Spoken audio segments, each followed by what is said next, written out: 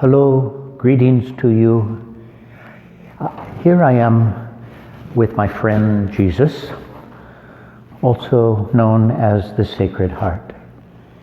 And I've chosen to visit with you this time beside this icon because this Friday we celebrate the Feast of the Sacred Heart, such a beautiful feast.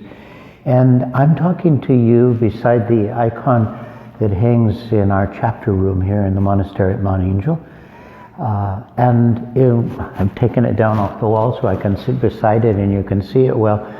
But this is an icon under which I sit when I teach the monks here in the chapter room. And I wanted to share this icon of the Sacred Heart with you and help you to celebrate this beautiful feast of His love for us.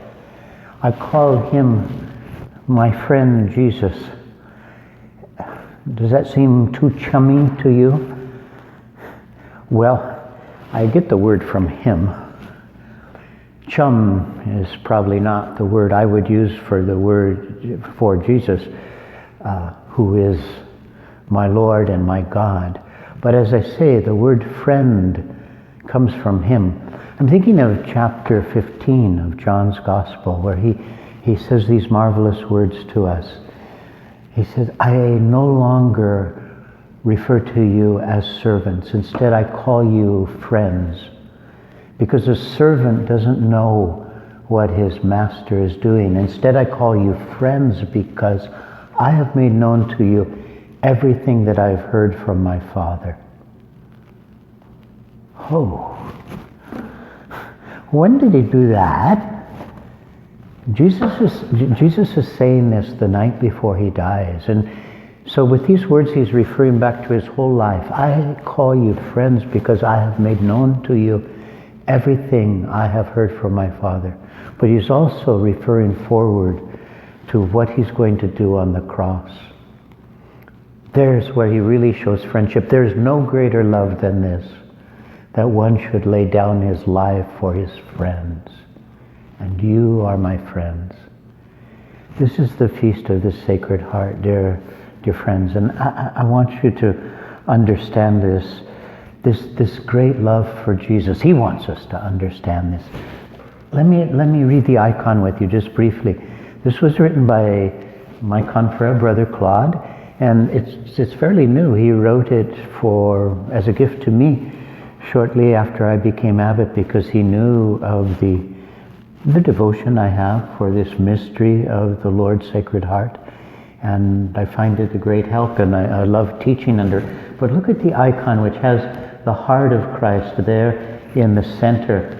And it's, you see all the flames around it. One of the ways in which the heart of Jesus is described in the litany of the Sacred Heart is as a burning furnace of charity. I love that image. A burning furnace of charity. And you see also the heart is surrounded by thorns to image his cross, and then it's also opened. There's a slice in it. Where does that come from? That's the soldier's lance on the cross, which pierces it, and blood and water flows out of it, and now flames of love are flowing out of that. The Litany of the Sacred Heart. You check it out, look it up on the internet if you don't know it. It's 33 invocations of the heart of Jesus, one for every year of his life. It says, Heart of Jesus, burning furnace of charity. Heart of Jesus, pierced for our offenses. Heart of Jesus, source of all consolation. So, yeah, these are difficult times for all of us.